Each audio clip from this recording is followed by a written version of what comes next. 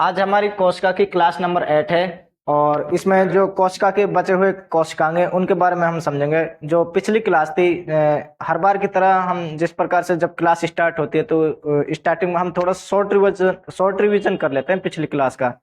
तो जो पिछली क्लास थी उसमें हमने लवक के बारे में पढ़ा था। लवक जो है पादप कोशिकाओं के अंदर ये पाया जाता है।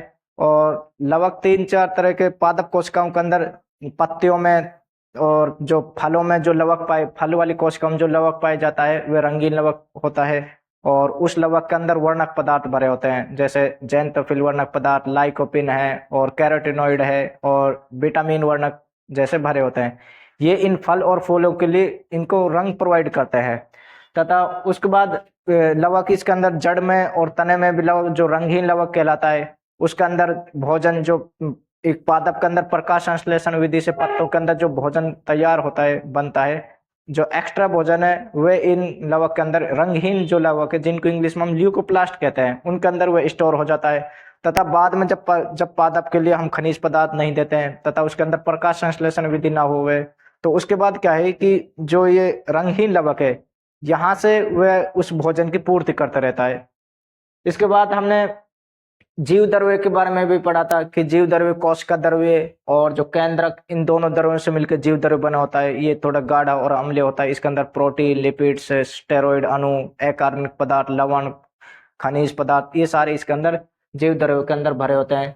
आज हमारा जो टॉपिक है, जो बचे हुए टॉपिक हमारा एक रिक्तिका है। मैंने यहाँ एक पादप कोशिका का डायग्राम बनाया है, लेकिन इसके अंदर मैंने सभी अंगों को नहीं दर्शाया है, क्योंकि हम पिछली क्लास में हमने, पिछली क्लास जो 7th क्लास थी तथा 6th क्लास थी, उसमें भी पादप कोशिका और जंतु कोशिका, इनके डायग्रामों को बनाया था। आपको अगर इसके सारे अंगों को, कोशिका के सारे सभी अंगों को अगर आपको देखना है तो जो हम, मेरी पिछली वीडियो थी क्लास 7 और 6 वीडियो थी, उसमें आप उनको देख सकते हो। इसमें हमने रिक्तिका का डायग्राम बनाया पादप को, क्योंकि हमारा जो आज का टॉपिक है वो रिक्तिका है। हमने इसमें पादप कोशिका में रिक्तिका को दिखाया, दर्शाया गया है। तो हम जब देखते हैं कि जो रिक्तिका है ये एक झिल्लीदार बड़ा कोशिकांग होता है। ये एक झिल्ली से बना हुआ एक बड़ा कोशिकांग होता है। और तथा ये जो रिक्तिका, ये पादपों के अंदर, जंतुओं के अंदर, कवक, शैवाल और प्रोटोजोआ, इन सभी के अंदर रिक्तिका पाई जाती है। चाहे वे जंतु हुए, जैसे मनुष्य है, कुत्ते हैं या कोई अदर जानवर है, चाहे वे छोटा सूक्ष्म जीव वाला है, तथा ये चाहे वे किसी भी प्रकार का पादप हो, इनके अंदर रिक्तिका पाई जाती है। शैवालों के अंदर भी रिक्तिका पाई जाती है। लेकिन जो पादप के अंदर जो रिक्तिका पाई जाती है, थोड़े बड़े आकार की रिक्तिका होती है। पादपों में जो रिक्तिका होती है वे बड़े आकार की रिक्तिका होती है। तथा यानी अब बड़े आकार की है लेकिन इनकी संख्या कम रहेगी। पादप के अंदर जो रिक्तिकाएं होती हैं वे बड़े बड़े आकार के होते हैं, यहाँ तक कि केंद्रक से भी बड़े आकार की रिक्तिकाएं होती है। लेकिन जो उनकी जो संख्या होती है ना, 3 4, ये संख्या में कम रिक्तिकाएं होती हैं पादपों के अंदर। अब कितने बड़े आकार के होते हैं, कई बार बहुत सारी रिक्तिकाएं, बहुत सारे पादपों के अंदर रिक्तिकाएं जो होती है इतने बड़े आकार की होती हैं कि जो पूरे पादप के अंदर जो कोशिका है उसका 90% आयतन तक का एरिया को ये घेर लेती है। इतने बड़े आकार की रिक्तिका होती है, 90% तक का आयतन को ये घेर लेती है। लेकिन जो जंतुओं के अंदर की जो रिक्तिकाएं होती हैं वे छोटे आकार की रिक्तिकाएं होती है। जंतुओं के अंदर की जो रिक्तिकाएं होती हैं वह छोटे आकार के, अब छोटे आकार के होते हैं लेकिन ये संख्या में ज्यादा होती हैं। जंतुओं के अंदर जो रिक्तिकाएं वो संख्या में ज्यादा होती हैं। तो ये हमने रिक्तिकाओं का आकार देखा है। रिक्तिका पादप के अंदर, जंतुओं के अंदर, छोटे जीवों के अंदर, छोटे पादप, बड़े पादप, पानी में पाए जाने वाले पादप, सभी के अंदर रिक्तिकाएं पाई जाती हैं। रिक्तिकाएं जो जंतु में होते हैं वे बड़े आकार की होती है लेकिन कम संख्या में होती है। रिक्तिकाएं जो जंतुओं में पाई जाती है वे छोटे आकार की होती है लेकिन अधिक संख्या में होती है। पादप के अंदर जो रिक्तिका पाई जाती है वे उसकी कोशिका का लगभग 90%, कई पादपों के अंदर की जो रिक्तिकाएं होती हैं वे उसकी कोशिका के लगभग 90% तक का एरिया को कवर करती हैं। अब पादप और जंतुओं में जो रिक्तिकाएं पाई जाती है वो कई तरह की रिक्तिकाएं होती है। जैसे हमने इनको यहाँ लिखा है, जैसे पादपों के अंदर या जंतुओं के अंदर रस रिक्तिकाएं पाई जाती हैं। एक ये रस रिक्तिकाएं होती हैं। रस रिक्तिकाओं में क्या भरा होता है, इनमें द्रव्य पदार्थ भरा होता है रस रिक्तिकाओं में, द्रव्य पदार्थ। और इसके अंदर खनिज पदार्थ और कार्बन, खनिज पदार्थ भरे होते हैं। इसके अंदर प्रोटीन भरा होता है, रस रिक्तिका के अंदर ग्लूकोज भरा होता है, लवण भरे होते हैं। ये इस रस रिक्तिका के अंदर भरे होते हैं। ये क्या करते हैं, जब रिक्तिका को, जब कोशिका में प्रोटीन की कमी पड़ जाती है, कोई पादप कोशिका है उसके अंदर प्रोटीन खनिज पदार्थों की कमी पड़ जाती है, नाइट्रोजन फास्फोरस इनकी कमी पड़ जाती है, तो इनकी रस रिक्तिका है जो कुछ मात्रा में इनकी पूर्ति कर देता है। जैसे प्रोटीन की पूर्ति कर देता है पादप कोशिका के लिए, अमीनो अम्लों की पूर्ति कर देता है। तो ये होता है रस रिक्तिका कार्य। रस रिक्तिका के बाद खाद्य रिक्तिका होती है। जो खाद्य रिक्तिका है ये ज्यादातर एक कोशिकीय जीवों में, जो छोटे छोटे सूक्ष्म जीव होते हैं एक कोशिकीय जीव, उनके अंदर ये ज्यादा मात्रा में पाई जाती हैं खाद्य रिक्तिकाएं। जैसे कि अमीबा, जैसे अमीबा है, हाइड्रा है। क्योंकि जो ये एक कोशिकीय जीव हैं, इनके अंदर पाचन तंत्र तो इनके अंदर होता नहीं है, आमाशय, अग्नाशय, छोटी आंत, बड़ी आंत, ये तो इनके अंदर होते नहीं है। तो इनको जो भोजन को पचाने के लिए भोजन का स्टोर, जब वे खाना खाएंगे तो वे भोजन कहाँ जाके स्टोर होगा तथा वे कहाँ जाके वे पचेगा। तो जो छोटे जो जीव होते हैं जैसे अमीबा और हाइड्रा, उनके अंदर जो खाद्य रिक्तिकाएं होती है, उन जीवों की जो अमीबा की जो अमीबा वाले जीव की जो कोशिका के अंदर जो खाद्य रिक्तिका होती है, इसके अंदर वो अपने भोजन को स्टोर करता है। जो खाद्य रिक्तिका इसके आमाशय का काम करती है खाद्य रिक्तिका। यहाँ जब इस खाद्य रिक्तिका में क्या पाया जाता है, जो अमीबा की जो खाद्य रिक्तिका है, जैसे ये अमीबा खाद्य रिक्तिका हो गई, ये अमीबा एक जीव होता है अमीबा, इसकी ये केंद्रक होता है और इसकी ये होती है खाद्य रिक्तिका। इस खाद्य रिक्तिका के अंदर पाचक एंजाइम पाए जाते हैं। अमीबा की जो खाद्य रिक्तिका इसमें पाए जाते हैं पाचक एंजाइम।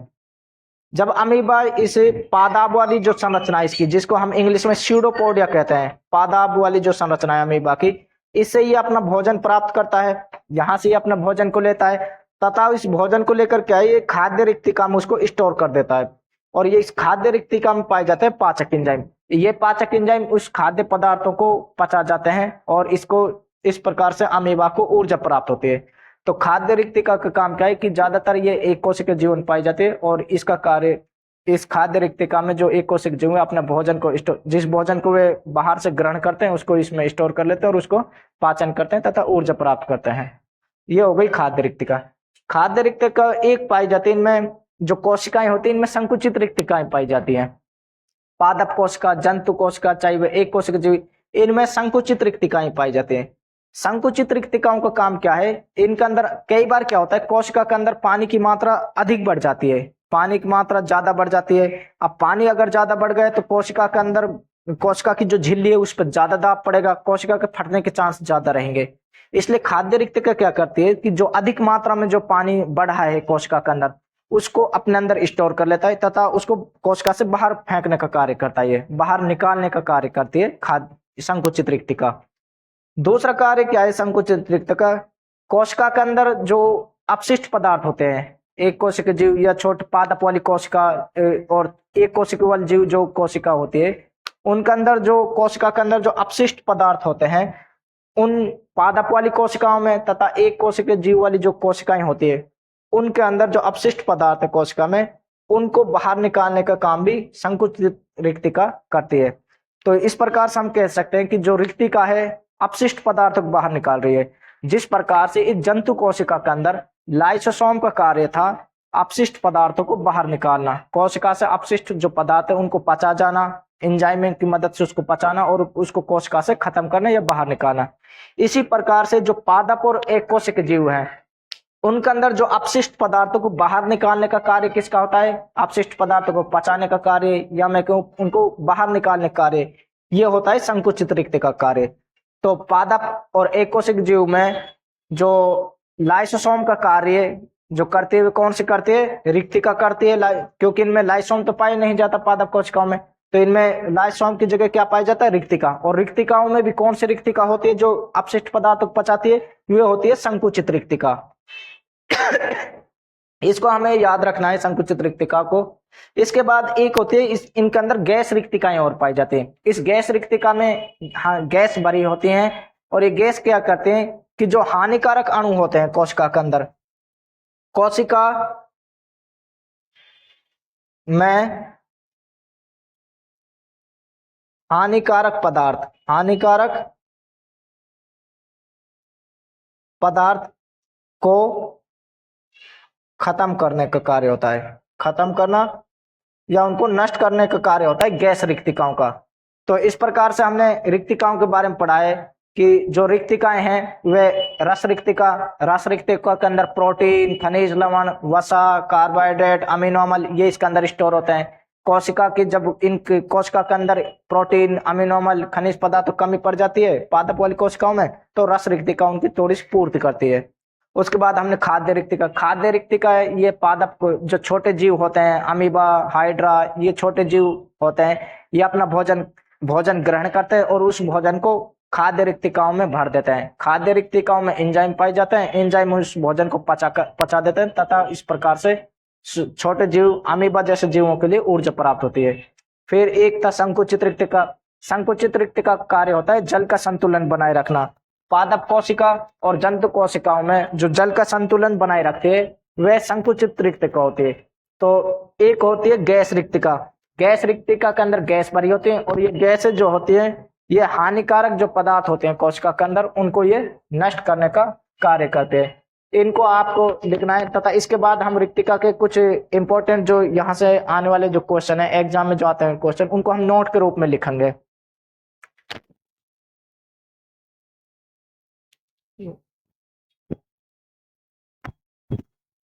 थोड़ा सा स्टॉप करिए।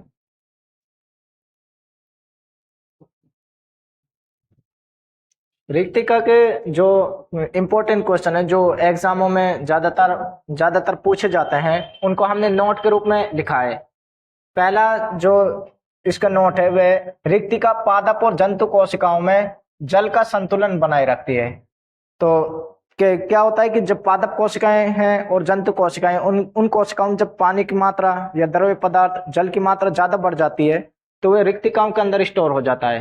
तो जब कोशिका में पानी की कमी पड़ जाती है तो रिक्तिकाएं उस पानी को उसके लिए दे देता है। तो यह रिक्तिकाओं में लगभग 65% पानी, पूरी कोशिका का लगभग 65% पानी रिक्तिकाओं में भरा होता है। पानी रिक्तिका में भरा होता है, रिक्तिका में भरा होता है। जब कोशिका में पानी की कमी पड़ जाती है तो कोशिका अपनी जितनी भी उपापचय क्रियाएं, माइटोकॉन्ड्रिया जो उपापचय क्रियाएं करता है उसके अंदर पानी अपने भोजन बना, वहां ऊर्जा बनाने के लिए पानी की जरूरत होती है। तो रिक्तिकाएं सारी उपापचय क्रियाओं के लिए पानी प्रोवाइड करता है तथा जब ज्यादा पूरी कोशिका के अंदर जब ज्यादा दाब पड़ता है तो रिक्तिका उस पानी को बाहर निकाल देती है, कोशिका से बाहर निकाल देती है। इस प्रकार से हम कह सकते हैं कि जो रिक्तिका है वे कोशिका का, चाहे पादप कोशिकाएं चाहे जंतु कोशिकाएं होती हैं, उनके अंदर ये पानी का संतुलन बनाए रखते हैं। अधिक पानी होने पर उसको स्टोर करके बाहर निकाल देते हैं, कम पानी होने पर क्या उस रिक्तिका से वे रिक्तिका उस उन कोशिकाओं के लिए पानी दे देती है। तो पहला कार्य तो ये हो गया रिक्तिका। रिक्तिका में पूरी कोशिका के लगभग 65% पानी भरा होता है रिक्तिकाओं में। सेकंड जो नोट है वह पादप और जंतु, जो पादप व एक कोशिकीय जीव है उनमें रिक्तिका लाइसोसोम की तरह काम करती है। पादप और एक कोशिकीय जीवों के अंदर रिक्तिकाएं अपशिष्ट पदार्थ जो होते हैं कोशिका के अंदर उनको बाहर निकालने का कार्य करते हैं। जिस प्रकार से जंतु कोशिकाओं में लाइसोसोम का कार्य होता है अपशिष्ट पदार्थों को पचाना, बाहर निकालना, इसी प्रकार से पादप और जन जो एक कोशिकीय जीवों की जो रिक्तिकाएं होती हैं वे भी अपशिष्ट पदार्थों को कार्य उनको बाहर निकालते हैं या उनको पचाते हैं। तो सेकंड नोट ये हो गया कि जो रिक्तिकाएं पादपों में लाइसोम नहीं पाया जाता, इनके अंदर रिक्तिका लाइसोम की तरह अपशिष्ट पदार्थों को पचाने का कार्य करती है। जो थर्ड वे है रिक्तिका की जो बाहर वाली झिल्ली होती है इसको टोनोप्लास्ट कहते हैं। टोनोप्लास्ट, इस झिल्ली को टोनोप्लास्ट कहा जाता है। जो पिछली क्लास हुई थी हमने क्लास नंबर 7, उसमें जो लवक था उसकी झिल्ली को उसमें माइनर मिस्टेक से उसकी झिल्ली को हमने टोनोप्लास्ट लिखवाया था, लेकिन वहां अपनी हमने गलती सुधारनी है तथा जो रिक्तिका वाली जो झिल्ली होती है बाहर वाली झिल्ली उसको टोनोप्लास्ट कहा जाता है। ये 3 नोट है, ये ज्यादातर एग्जाम में पूछे जाते हैं तीनों, इनको आपने लिखना है। तथा रिक्तिका से जो नेक्स्ट हमारा टॉपिक बचा है, जो लास्ट टॉपिक है इसके कोश पादप और जंतु कोशिकाओं का, वह तारक का है, उसके बारे में हम पढ़ेंगे।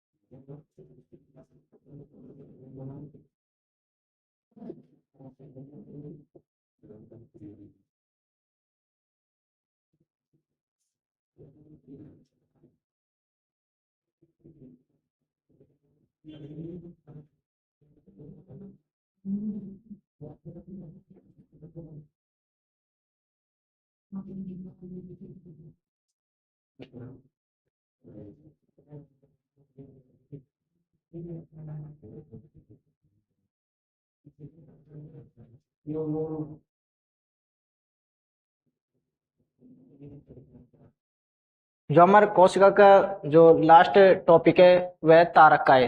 तारकाय जिसको हम इंग्लिश में सेंट्रोसोम कहते हैं।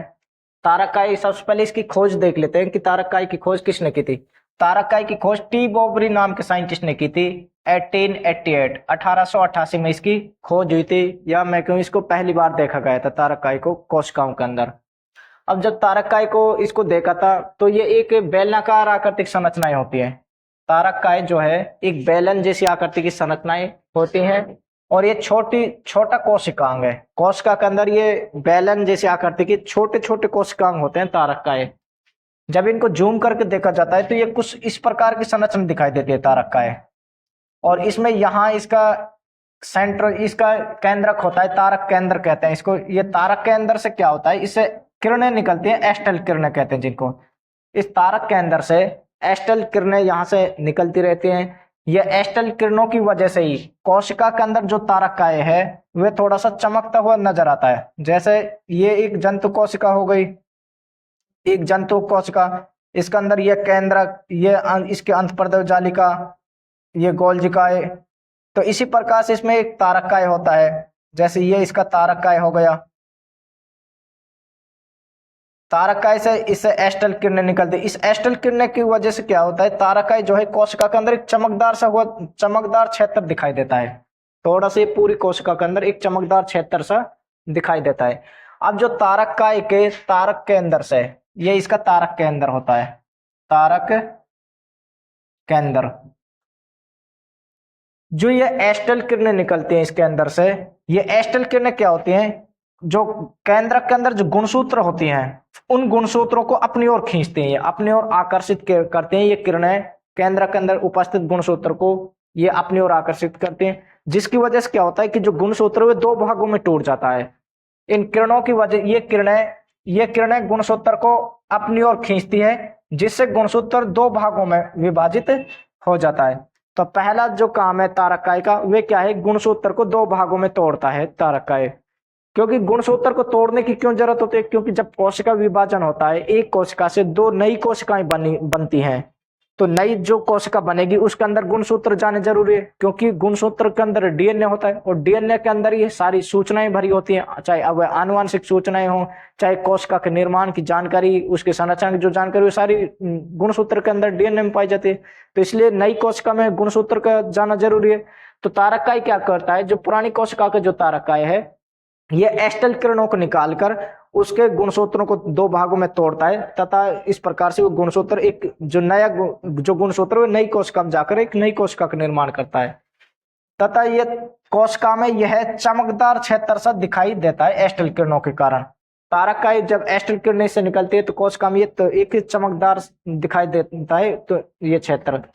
एक और कार्य इसका क्या है तारकाय का, तारकाय का जो पहला फंक्शन हमने पढ़ा है कि तारकाय गुणसूत्रों को विभाजन करता है। कोशिका के अंदर जो गुणसूत्र होते हैं केंद्रक में, उनको दो भाग में तोड़ता है तारकाय। दूसरा काम क्या है तारकाय का, ये कोशिका के विभाजन में मदद करता है। जब कोशिका एक कोशिका केंद्रक से टूटती है, जब एक कोशिका केंद्रक से ये टूटती है कोशिका, तो कोशिका का आधा केंद्रक नई कोशिका में जाता है, आधा केंद्रक एक पुरानी कोशिका में रह जाता है। तो ये गुणसूत्रों को तोड़ता है तथा ये केंद्रक को तोड़ने में मदद करता है। तो इस प्रकार से हम कह सकते हैं कि जो तारकाय है वह कोशिका के विभाजन में मदद करता है। तो दो इसके हमने इंपॉर्टेंट फंक्शन पढ़े हैं तारकाय का।